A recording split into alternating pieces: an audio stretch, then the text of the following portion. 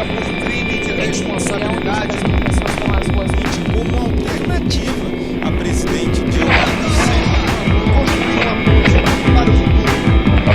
Um grande acordo nacional com o Supremo.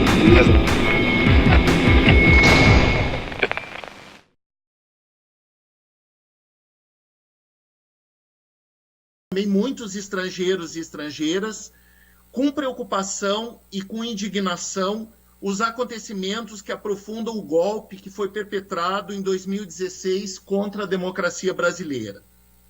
Aqui nos Estados Unidos, nós também estamos realizando eventos, sobretudo abaixo-assinados, manifestações e debates, que nos esclarecem sobre os desdobramentos do golpe e que buscam sensibilizar a comunidade internacional para o crescimento das manifestações autoritárias e reacionárias no Brasil.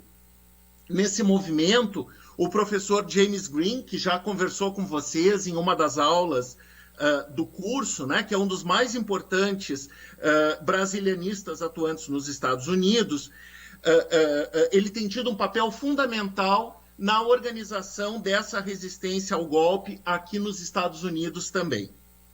De todo modo, é um prazer muito grande estar hoje aqui com vocês, tanto presencialmente quanto via Facebook, ainda que por meio virtual, para nós podermos trocar algumas ideias e, sobretudo, nos prepararmos e nos energizarmos para uma luta que ainda se avizinha como bastante longa. Eu queria dedicar essa fala ao presidente Lula, vítima de um processo arbitrário e ilegal, né, que vive hoje em confinamento em Curitiba, sem poder receber assistência médica, psicológica e jurídica adequadas. Eu também quero dedicar essa fala ao meu aluno Caio Tedesco, um homem trans, colega, né, de vocês aí da história, que vem me ensinando com muita beleza e inteligência sobre as dores e as delícias de ser uma pessoa trans no mundo atual. E eu também, infelizmente, quero dedicar esse texto à memória de Mateusa, ou Teuzinha, uma jovem não binária, estudante de artes visuais no Rio de Janeiro, uma ativista LGBT, cujo corpo foi encontrado há 2 ou 3 semanas atrás, carbonizado, e é um triste símbolo da violência que se abate desde há muitas décadas, mas com um crescimento exponencial no presente, sobre a população LGBT em geral, mas especialmente sobre as pessoas trans no Brasil. Nessa apresentação, eu quero tratar de 2 questões que estão interconectadas, de modo a fomentar o nosso debate posterior à minha fala. Por um lado, eu quero mostrar, e de modo muito breve, que o golpe, além de classista, antinacional, antidemocrático, anti-intelectual, misógino e racista, e talvez eu tenha esquecido de alguma outra adjetivação, foi também um golpe LGBT-fóbico. Por outro, eu quero apontar algumas possíveis formas de resistência a essa faceta do golpe, sem falar de todas as outras, sem desconsiderar, obviamente, todas as outras questões de classe, de raça, de nação que eu acabei de elencar.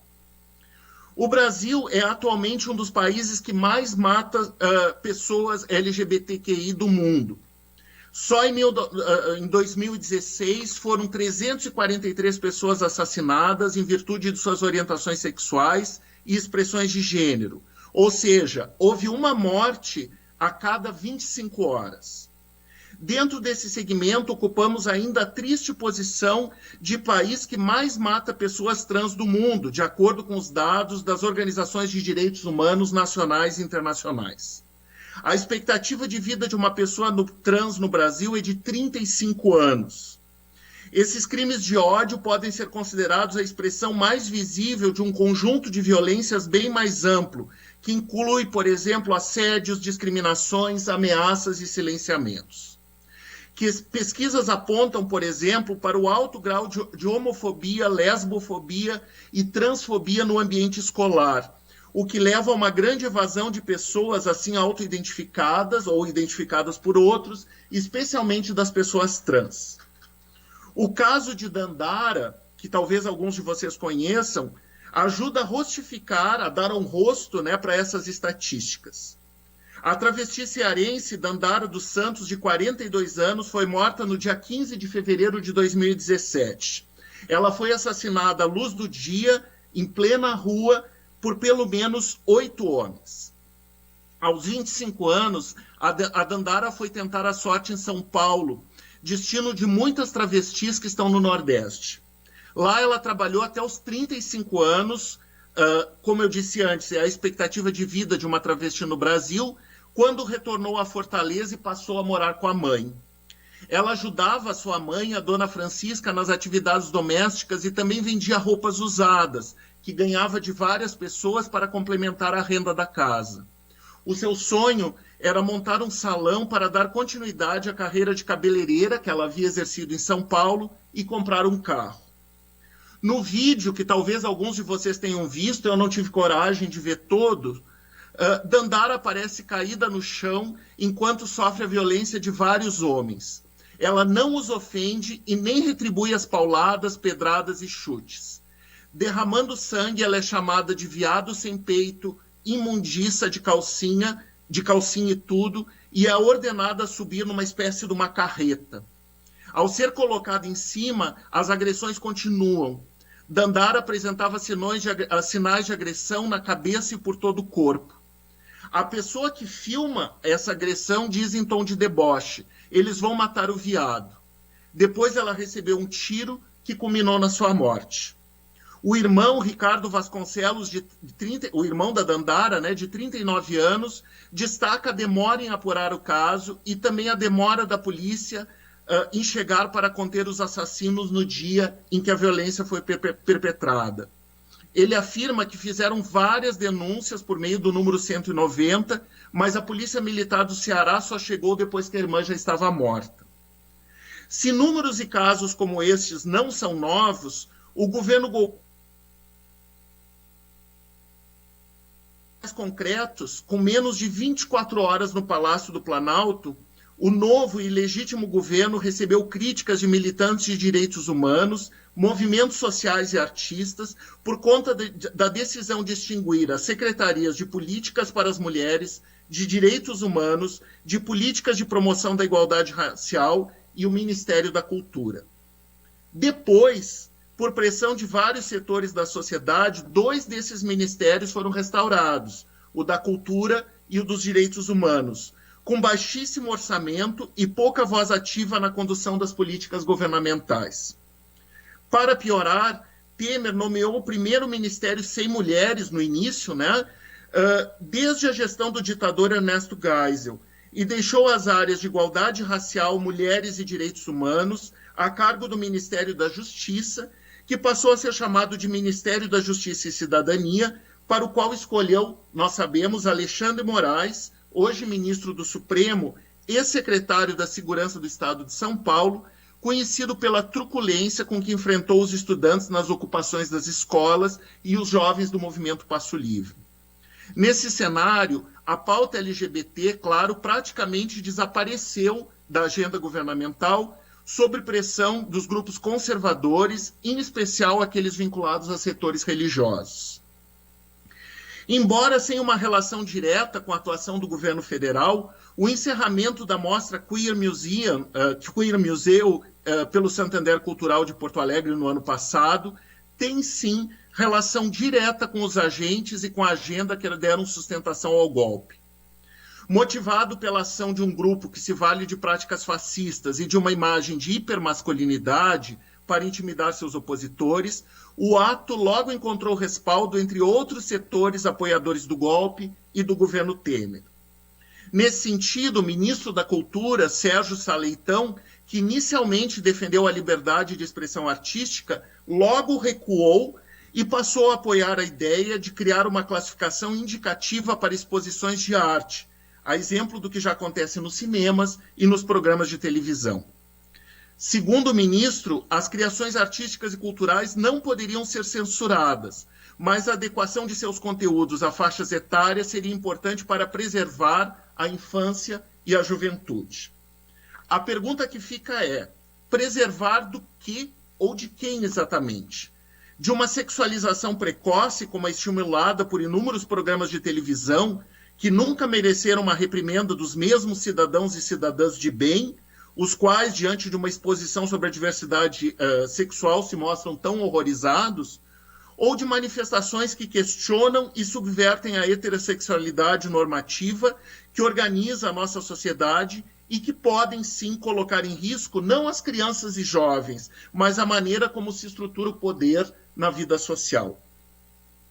Com isso, eu quero dizer que o golpe permitiu a instauração de um clima no qual o pensamento conservador e autoritário pôde prosperar e gerar, com grande impunidade, violências simbólicas e físicas contra grupos historicamente discriminados, inclusive as pessoas LGBT. Eu insisto, esse pensamento e essas violências, obviamente, não surgiram com o golpe, mas após a sua deflagração, encontraram um espaço fértil e protegido para se manifestar. Outros exemplos nesse sentido foram a censura à performance no Museu de Arte Moderna e a violência contra a filósofa Judith Butler, cujo pensamento é uma das matrizes da teoria queer, que veio ao Brasil falar justamente e ironicamente dos desafios da democracia no mundo contemporâneo. De modo mais amplo, o caráter misógino e heteronormativo do golpe pode ser identificado, por exemplo, na campanha que levou a sua efetivação, a deposição da Dilma.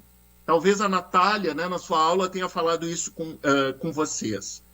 Dilma não foi apenas, entre aspas, acusada de ser corrupta e incompetente, mas também de ser desequilibrada, descontrolada, dada crises emocionais.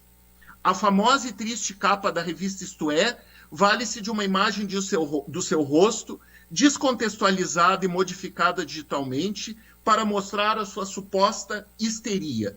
Boca aberta, possivelmente emitindo um grito, músculos da face crispados, sobrancelhas arqueadas.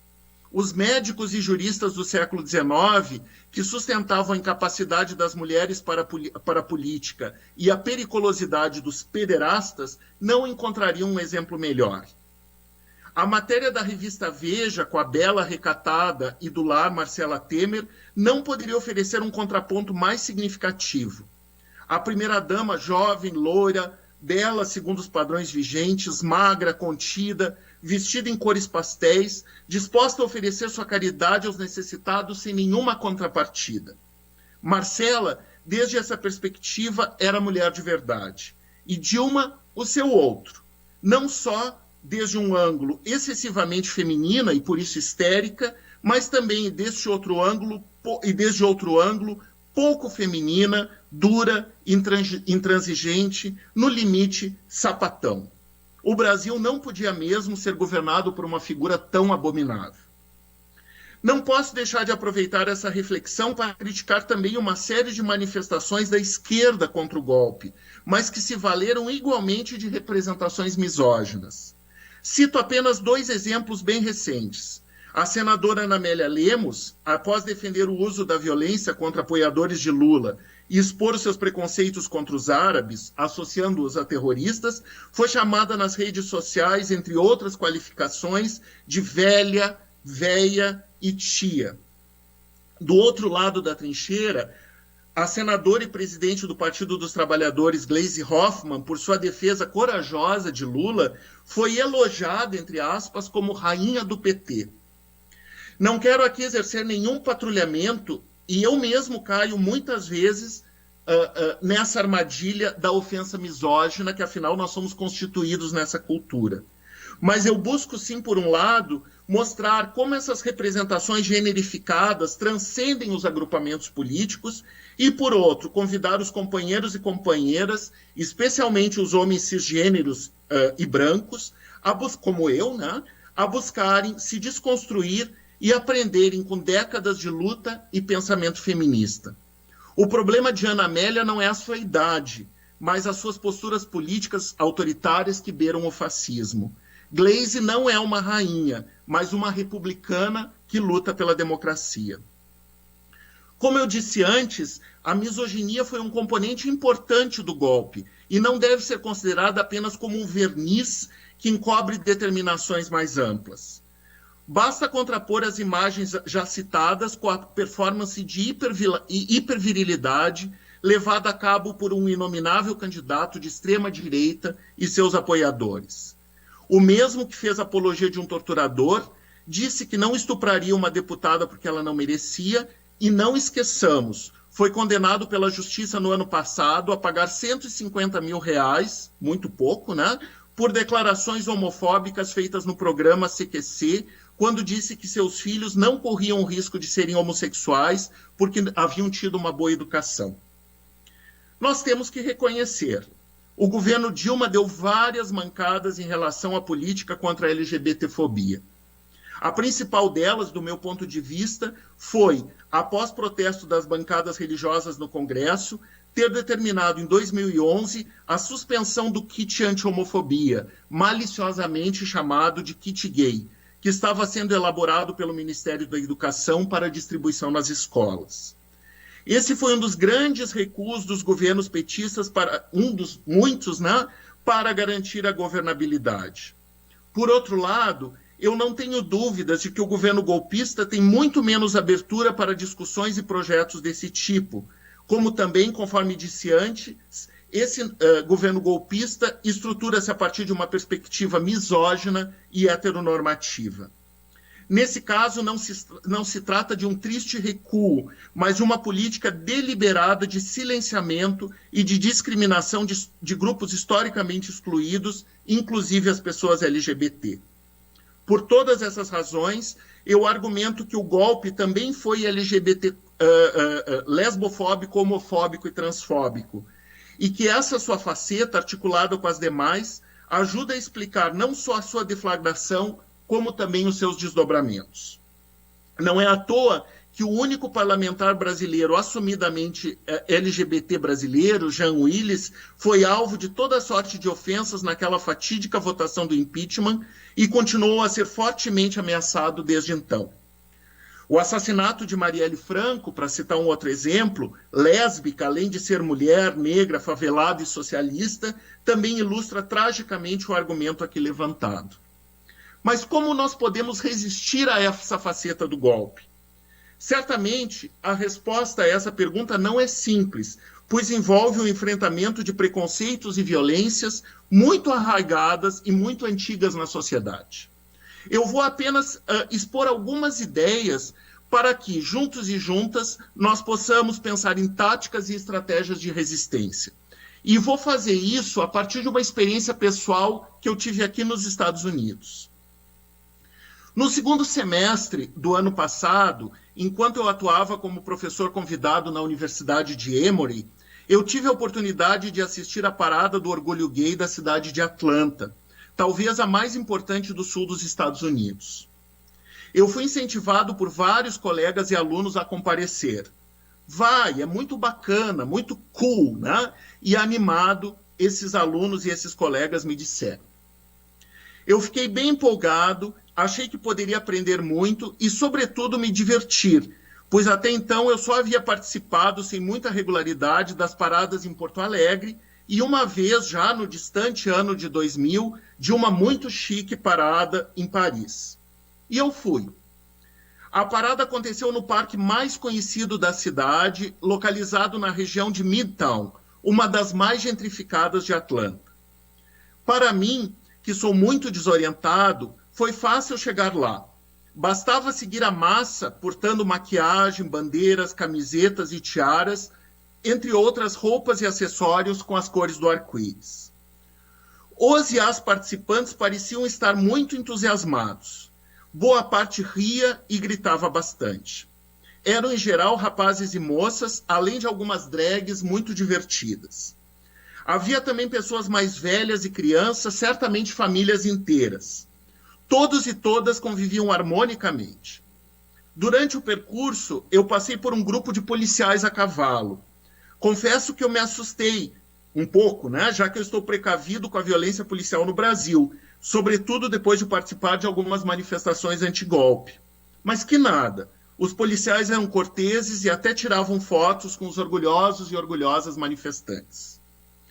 Eu comecei a minha incursão à parada visitando uma espécie de feirinha, uma espécie de brick, né, no parque. Lá havia bancas de diversas empresas voltadas ao público LGBT. de lojas de roupas a empresas, passando por seguradoras, bancos e escritórios de advocacia. Ganhei inúmeros brindes, canetas, kits para a saúde bucal, bandeirinha, camiseta, pompom, entre outros. A palavra Pride estava estampada em todos os lugares. Havia também barraquinhas de LGBT religiosos, LGBTs heavy metal, LGBTs democratas, LGBTs republicanos e LGBTs militares, dentre outros grupos políticos, profissionais e identitários. Depois, eu fui assistir a parada em si, que percorria um trajeto ao redor do parque. A parada era imensa, colorida, com carros de som da melhor qualidade, organizada, disciplinada. Algumas alas eram vinculadas a candidatos e candidatas às eleições municipais que se aproximavam. Contudo, a maioria estava organizada por empresas, como a American Express e a Delta Airlines. Seus integrantes distribuíam flyers, sempre com a palavra Pride, dos serviços oferecidos por esses estabelecimentos à clientela LGBT. Tudo muito limpo e seguro. Eu gostei, me diverti, mas senti que algo não estava bem. Onde estavam os go-go boys dançando seminus em cima dos carros, como os que vemos em Porto Alegre e em várias outras paradas? O erotismo era muito contido e dissimulado. Creio que a gente de bem que apoia o golpe no Brasil não se sentiria ofendida nem veria seus filhos ameaçados por tal espetáculo. A performance trans de alguns e algumas participantes não me pareceu desafiadora. Enfatizava-se sobretudo a brincadeira de mudar de roupa, eliminando-se, ao menos ao meu olhar, o caráter potencialmente disruptivo e contestador da desidentificação entre sexo e gênero. Em termos políticos mais estritos, além das manifestações eleitorais que eu mencionei antes, pouco se mostrava, o que é surpreendente em um contexto de intenso recrudescimento conservador do país, aqui dos Estados Unidos. Eu vi apenas uma pequena faixa anti-Trump, não na parada, mas posteriormente num show que encerrou a manifestação. Eu voltei para casa contente por ter me divertido, mas também, de certa forma, esvaziado, por não ter me energizado para enfrentar preconceitos e discriminações.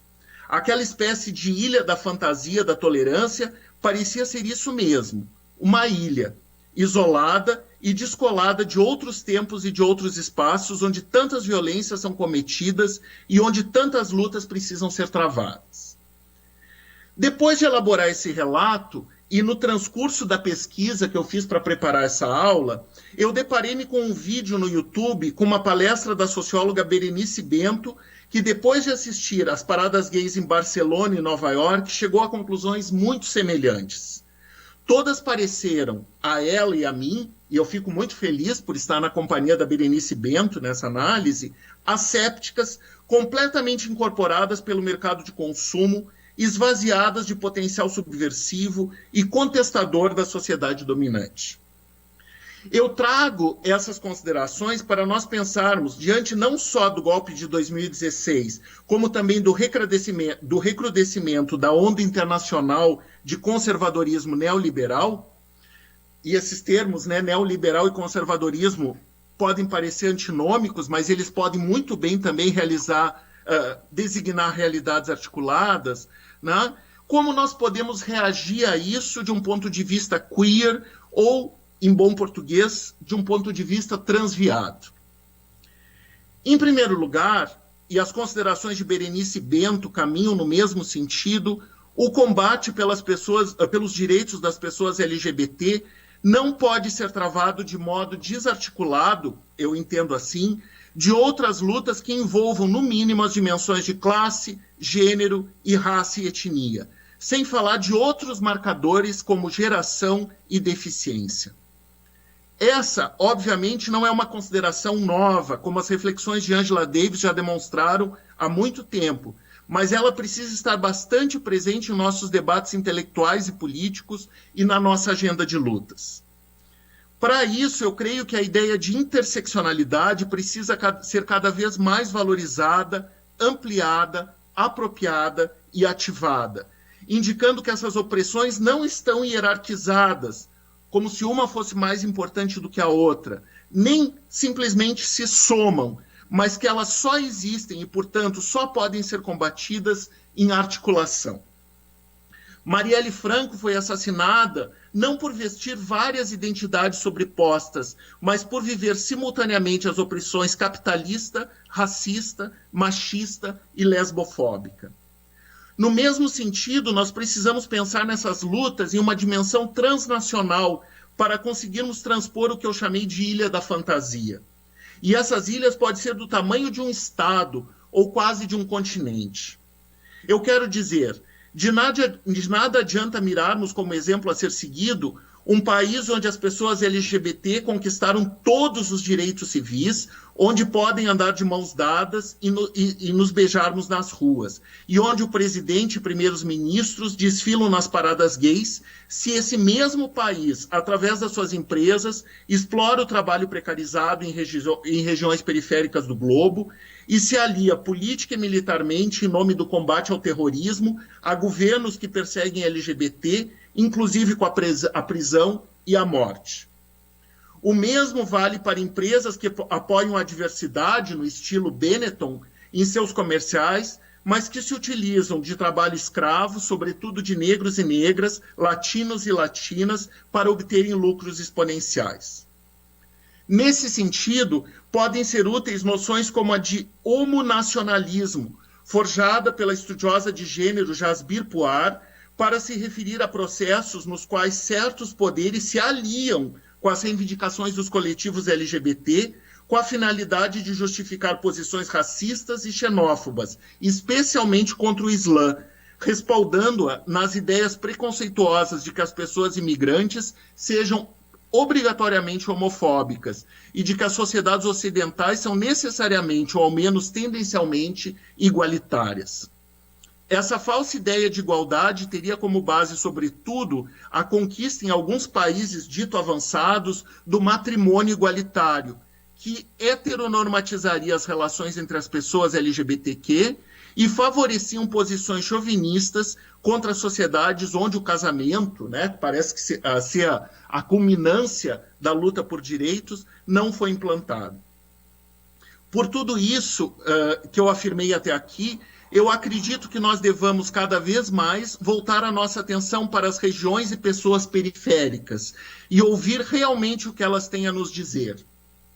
No caso do Brasil, para além das grandes paradas que tomam conta da Avenida Atlântica, no Rio de Janeiro, e sobretudo da Avenida Paulista, há muitas paradas acontecendo nas periferias das nossas grandes cidades, organizadas e lideradas por bichas também periféricas, sobretudo mulheres trans negras. Muitas vezes, valendo-se de posições tradicionalmente a elas designadas, né, como a da cabeleireira da mulher do traficante, essas mulheres trans negras alcançam posições de poder significativas em suas comunidades e, sobretudo, performam críticas contundentes ao racismo, ao machismo e ao capitalismo, à disciplinarização dos corpos e à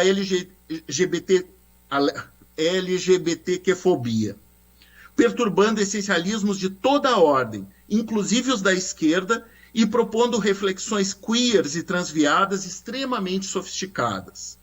Fazem isso, sobretudo, nos palcos e nas redes sociais, onde traduzem estética e politicamente demandas raramente expressas com tamanha radicalidade em outros espaços, inclusive nos espaços acadêmicos. Linda Quebrada, que talvez alguns de vocês conheçam, por exemplo, em uma das suas músicas mais famosas, fala de si como bicha, louca, preta e favelada, e aborda a violência sofrida cotidianamente por ela e pela maioria das e dos dissidentes sexuais.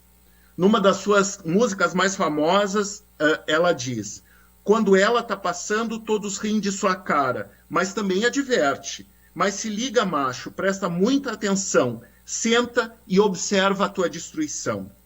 E ainda, a minha pele preta é meu manto de coragem, impulsiona o movimento, envaidece a viadagem. Isso para não falar de Leandrinha Duarte, mídia ativista, fotógrafa, produtora, blogueira, comunicadora, militante das causas das pessoas com deficiência e das pessoas LGBT, que pergunta desafiadora: Dói muito ver o Traveco aleijado tornando-se referência. Em outro site, ela escancara essa hipocrisia. E a Leandrinha diz o seguinte, eu cito, somos o material mais procurado em sites de pornografia brasileira, o país que tem o mais alto índice em morte com travestis em todo o mundo. Somos consumidas e mortas pelos mesmos homens do qual nos tornamos segredo, nos fazem de objetos sexuais. Somos o adereço à parte de uma fantasia oculta, nos fazem de fantasia depois de uma transa ou mesmo depois de várias. Mas nosso único e maior desejo é que sejamos um dia mais respeitadas, ouvidas, que possamos ocupar espaço sem causar desconforto às demais pessoas. Porém, enquanto isso não acontece, seremos com maior orgulho desconforto. Incomodaremos o quanto pudermos em busca de sermos mais felizes, livres, libertas, sobreviventes. Isso é ser travesti. Essas bichas certamente não estavam na parada que eu assisti em Atlanta e fizeram e fazem muita falta nas discussões sobre golpe, fascismo, conservadorismo, violência policial, identidades, gênero, raça, entre inúmeros outros temas. É hora de ouvi-las e de aprender com elas. Muito obrigado.